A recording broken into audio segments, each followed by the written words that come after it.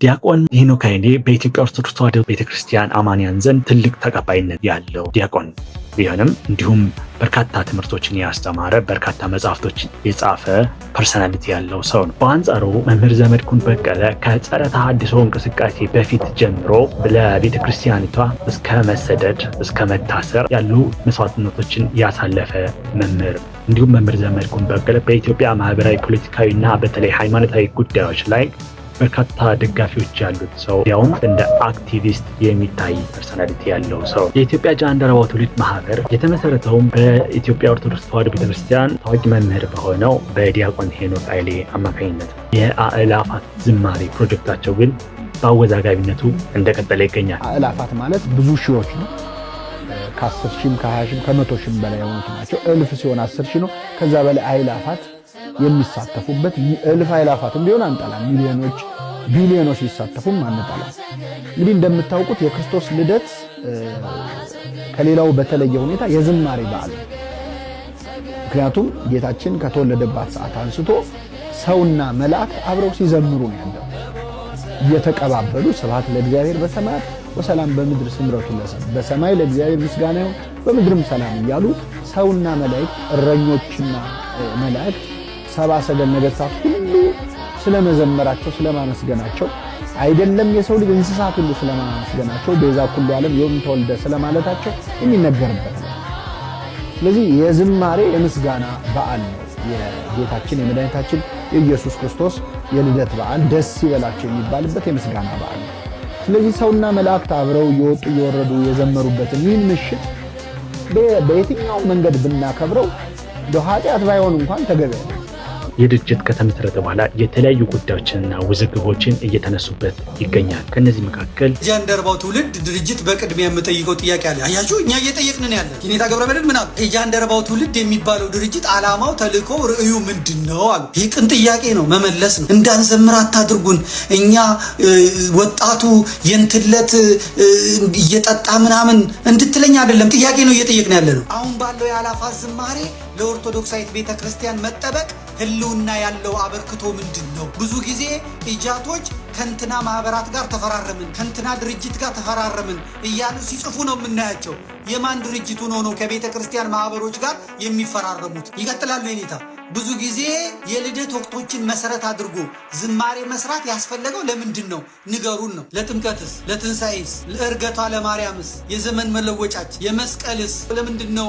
ወቅት ተኮር ክርስቲያን ለመፍጠር ያስፈለገው ለምንድን ነው? ሄኖክ ነው መምህራኖቹ ነው እየጠየቁ ያሉ፣ ጠፍጥፎ የፈጠሩት ናቸው እየጠየቁ ያሉ። በዚህ ወቅት የሚያስፈልገን ነጭ በነጭ ለብሶ በሎሽን ተለቅልቆ መዘመር ነው ወይስ ጥቁር ለብሰን ሰውነታችንን ገስጸን ወደ ምህላ መሄድ ነው የሚያስፈልገን? ሊቁ ናቸው እየጠየቁ ያሉ። ይህ የአእላፋት ዝማሬ ከፓስተር ዮናታን መልካም ወጣት የተኮረጀ ስርዓቱ ላለመሆኑም በምን ማረጋገጥ ይቻላል? የኦርቶዶክሱን ወጣት ትውልድ ማሰሪያ ያዘጋጀው ወጥመድ አለመሆኑን በምን ላይ እናውቃለን? የጃንደረባው ሚዲያ ከማህበረ ቅዱሳን ጋር የሚጣረስ ድርጅት ነው ወይም ኮምፒተንት የሆነ ድርጅት ነው። የተለያዩ ዩኒቨርሲቲዎች ውስጥ የሚገኙ የኢትዮጵያ ኦርቶዶክስ ተዋሕዶ ቤተክርስቲያን አማንያን ሰንበት ትምህርት ቤት ተማሪዎችን ማለትም በግቢ ጉባኤ ከሚባለው ውስጥ ከዛ ውስጥ እየሰበሰበ ይወስዳል ተብሎ ይታመናል። ወጣቶቹን ከሰንበት ትምህርት ቤትና ከቤተ ክርስቲያን ማህበራት እየነጠሉ እየወሰዱ ለብቻቸው ለዓመት በዓል እንዲቆሙ የማድረግ ጥቅሙ ምንድን ነው? በዚህ 2 ዓመታት ይህን ያክል የቤተ ክርስቲያን ክርክር አጀንዳ ሆኖ ስሙ ሲነሳ ጆሮ ዳባ ልበስ ያለው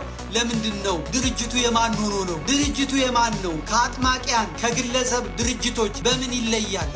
ራሱ ማንኝ ነው የሚለው? ድርጅቱ ስሙ ጃንደረባ ትውልድ ጃንደረባ ለምን ተባለ? ይህን ስያሜ በኦርቶዶክስ ስነ ልቦና ላይ ምን ተጽዕኖ አለው? ወጣት ከተሜውን ትውልድ በቤተ ክርስቲያን ላይ እንግዳ ልምምድ እንዲያደርግ በሩን መክፈት ያስፈለገው ለምንድን ነው? 12ኛ ከማንቂያ ደወል አዘጋጆች የቀጠለ በጧፍ ከማንቃት በጧፍ ወደ መዘመር የተሸጋገረ ከፕሮፌሽናል ሰባኪዎች ወደ ፕሮፌሽናል ዘማሪዎች የተሸጋገረ ነው ወይ? ከቤተ ክርስቲያን ህልውና ላይ በምዕመናን መከራ ላይ ምን አቋምና አጀንዳ አለው? ካለው እስካሁን ያልሰማነው ለምንድን ነው? በሙሉ ልብ የኦርቶዶክሳውያን መሆኑ ወይም በስተጀርባ የቤተ ክርስቲያን ጠላቶች ያደራጁት አለመሆኑን ማወቅ ስለሚያስፈልገን ራሱን ከሁሉም በፊት በታማኝነት መንገድ መግለጥ አለበት። ማለትም መነሻው፣ የመሪዎቹ ቁጥር እና ስም ዝርዝር የሚገኝበት አድራሻ፣ የተጻፈ እቅዱ፣ የመድረሻ ዓላማው ወዘተ በግልጽ መጥቶ መተቸት መሞገት አለ አለበት። ይህን የምንጠይቀው ኦርቶዶክሳውያን ፓስተር ቢኒያም ይቅርታ አቶ ቢኒያም የማይመለከት ለዚህ በዝማሬ ሰማይና ምድሩ ተናጋ። በዝማሬ ነው የምናሸንፈው። ዝማሬ ራሱ ምስጋና ነው። ዝማሬ ራሱ ምናምን ነው ብለህ እኔን እንደገና ስለ ዝማሬ ኃይል ልታስተምረኝ ትፈልጋለህ? ልትነግረኝ ትፈልጋለህ? እስቲ የህንድ ቤተክርስቲያን፣ የግብፅ ኦርቶዶክሳውያን፣ የኔዘርላንድ ፓርላማ፣ የዓለም የሃይማኖቶች ድርጅት፣ የአሜሪካ ሴናተሮች፣ ታዋቂ የዓለም ድርጅቶች፣ የአረቡም ዓለም የአውሮፓውም የምስራቁም ዓለም ቲክቶከሮች፣ ከኢትዮጵያ ውስጥ ደግሞ እናት ፓርቲ፣ ማህበረ ቅዱሳን መግለጫ አውጥተዋል በአሩሲ ጉዳይ፣ በጭፍጨፋ ጉዳይ። እስቲ ጃንደረባው ትውልድ ስለዚህ ምን አለ ንገሩኝ። እስቲ ያወጣው መግለጫ ካለ ንገሩኝ። የለም ካለ ልታረም ንገሩኝ። የጃንደረባው ትውልድ ምዕመናን እየተጨፈጨፉ ነው፣ መንግስት ይሄን ነገር ሊያስቆመው ይገባል ብሎ ያደረገው ነገር ካለ ንገሩኝ። ቢኒያም ልንገርህ፣ ሄኖክ ልንገርህ፣ እናንተ ሞዴሎች፣ እናንተ ቡቶክሳሞች፣ እናንተ ሎሽናሞች፣ እናንተ ሜካፓሞች እንዘምራለን አፌን እየከፈትኩ ነው የምትሉት ጉዶች፣ የሚሞቱት ክርስቲያኖች መሞት ወደው አይደለም፣ ሰማዕትነት እንቀበል ሰማዕትነት ፈልገናል ብለው አይደለም እየሞቱ ያሉት፣ እየታጨዱ ያሉት፣ እየጠፉ ያሉት። እናንተ ሰማዕትነትን እንደምትቀልዱበት አይደለም። መኖር እየፈለጉ ልጆቻቸውን ማሳደግ እየፈለጉ ትዳራቸውን መምራት እየፈለጉ የዘሩትን አጭደው ቅመው በልተው ለመኖር እየፈለጉ ልጆቻቸውን መዳር መኳል እየፈለጉ ትምህርት ቤት ወስደው ማስተማር እየፈለጉ ነው ያለ ፍላጎታቸው እየታረዱ ያሉት። ሃይማኖታችሁን ካዱና እንገላችኋለን አልተባሉ። ሃይማኖቴን ከምክድ ግደለኝ አላሉ። እየተጨፈጨፉ ነው ያሉት። የዘር ማጥፋት ነው እየተካሄደባቸው ያሉት። አንቺ ቦሌ ላይ ተቀምጠሽ፣ አንቺ ቅምጥል፣ አንቺ የስንቱ ቅምጥል ቅምጥ፣ እናንተ ጋለሞቶች፣ እናንተ አውርቶ አደሮች ልጆቻችሁን አቅፋችሁ ባሎቻችሁን አቅፋችሁ ይሞቷ ምን ችግር አለው? እንዘምራለን፣ ሰማዕትነት እንበዛለን። በሚስማር ሲመቱን ትላለች። ቤታችሁ ይግባ።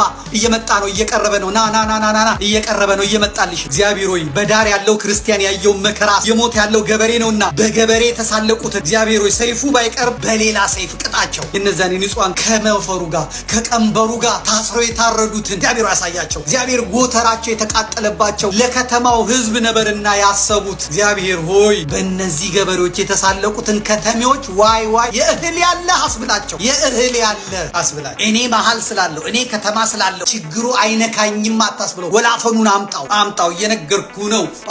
ጳጳሳቱ እየተነኩ አይደለም። ጳጳሳቱ የንጉስ ኑሮ ነው የሚኖሩት። ጳጳሳቱ ትኩስ ነው የሚበሉት። ጳጳሳቱ በሼፍ የተሰራ ከ5 ስታር ሆቴል ነው የሚመጣላቸው። የመጣ ነው ከፍ እያለ። ወለጋውን ስራ አስኪያጆች ናቸው የተገደሉት። ስራ አስኪያጅ ማለት የጳጳስ ምክትል ማለት ይመጣል። እግዚአብሔር ሆይ ቁርልበሱልን እስኪሉ እባክህ ና የኔ ጌታ ና፣ እየዘመሩልህ ነው። ና የኔ መድኃኔዓለም ያሩሲዎቹ ና አሳያቸው። መስቀል አደባባይ ላይ እየዘመሩ ጧፍ አብርተው እየዘመሩልህ ና የኔ መድኃኔዓለም ና፣ አንተ የገበሬዎች አምላክ የነዛ የህፃናት አምላክ። ይሄን አይደል የፈለጋችሁት? ከብልጽግና ካድሬ እኩል እኔን ትሰድቡኝ፣ ከብልጽግና ካድሬ እኩል የኔታን ተሰድቧል። ትግራይ ተደበደበች፣ ትግሬ እንደዚህ ሆነ ምናምን ብሎ ሲያለቅስ የነበረው ሄኖክ አማራ ሲወቀጥ አማራ ሲንቀጠቀጥ ያለው ብለ ሲጠየቅ ለእንትረድተናል፣ ለቻግኒ ላይ ልከናል፣ ወሎ ላይ ጎንደር ላይ ልከናል ይላል። አደባባይ ወጥቷል ነበር ትግሬ ላይ በፌስቡክ ሲያለቅስ የነበረው አደባባይ ላይ ወጥቷል እንዴ? ጦርነት ይቁም አደባባይ ወጥቷል እንዴ? ዋይ ሲል የነበረው ለትግሬ አሁን ሳጠገቡ ያሉትን አጣዋቸውና ነው ወይ? እና ትግሬዎቹ ተሰባስበው መጥተው ዙሪያውን ከበው መኒ ላውንደሪንግም አለ። በጣም ከባድ እሱ የመንግስት ጉዳይ ነው፣ ይጨነቅበት። ራሱም ደግሞ ስላለበት ስለሚፈልገው ያድርገው። ምን አይነት መኒ ላውንደሪንግ እንዳለ ስርዓት ሲመጣ ያመጣዋል። በምን መልኩ መንገድ እያለፈ እንዳለ ምን የተቀበረ ገንዘብ እንዴት እየሄደ እንዳለ የሚያውቀው። ፓትርያርኩን ይዟቸው የሄዱት እነማን ናቸው? አናቃቸውም። የጎጃም ጥባትና የትግሬ መንበረ ሰላማ ሄኖክ ላይ የሚሰሩትን ስርዓትን ነው። ሄኖክ ዙሪያ ያሉት እነማን ናቸው? አስተናባሪዎቹ እነማን ናቸው? ኦርቶዶክሳዊት ቤተክርስቲያንን በአፍጢሟ ደፍተው የወያኔ መጫወቻ አድርገው ምዕመኑን ለአውሬ ሰጥተው ሲያበቁ እዚህ በሄኖክ ኃይሌ በኩል መጥተው የሚሰሩትን አጥቼው ነው። ሄኖክ ኃይሌን እኮ እየተበጫጨቁት ነው። በዚህ በኩል ብልጽግና፣ በዚህ በኩል የጎጃም ቅባት፣ በዛ በኩል ደግሞ ቲፔሌ ትግሬ ምናምን አማራ ምናምን የሚል ትለኛለች። ጨዋታው የሚፈቅደው እሱ ነው። በህጉ መሰረት ነው የመጣው። ብቻዬን አይደል። አሁን እኮ ሊቃውንቱ ተቀላቀሉ። አሁን እኮ አባቶች ተቀላቀሉ። አሁን እኮ አባቶች ጻፉ። ቁጭ ብሎ ሚዲያ ላይ እሱ እኮ ቢዝነስ እኮ ነው። በየጊዜው እኮ አዳዲስ ኢሹዎች ይፈልጋሉ። ምን ያርጋል? ኢሹ ከሌለ የእሱ ሚዲያ ተዘጋ ማለት ነው። ስለዚህ ዛሬ ስለሆነ ነገር ነገ ስለሆነ ነገር ማውራት አለበት። አሁን ደግሞ የሻጣ ስለ ዲያቆን ሄኖክ ማውራት ጀመረ። ይሄ ሰውዬ እኮ ኢየሱስን በደንብ የሚከተል ሰው እኮ ነው። እግዚአብሔርን በደንብ የሚከተል የሚያመልክ ሰው። ስለዚህ አንቺ አማራ ነሽ ብሎ ነው ሰው የሚሰብከው ወይም ሰው አጠገብ ቆሞ ፎቶ የሚነሳው? ዘር እየመረጠ ነው። እግዚአብሔር ለአንድ ዘር ነው የመጣው። ኢየሱስ ክርስቶስ ለአንድ ዘር ነው የመጣው። ለኛ የሞተው ለአንድ ዘር ነው። ዘመድኩን ማለት ኦርቶዶክስ አይወክልም። ታጓጓኝና ከዛ ሁለተኛውን እንትኗን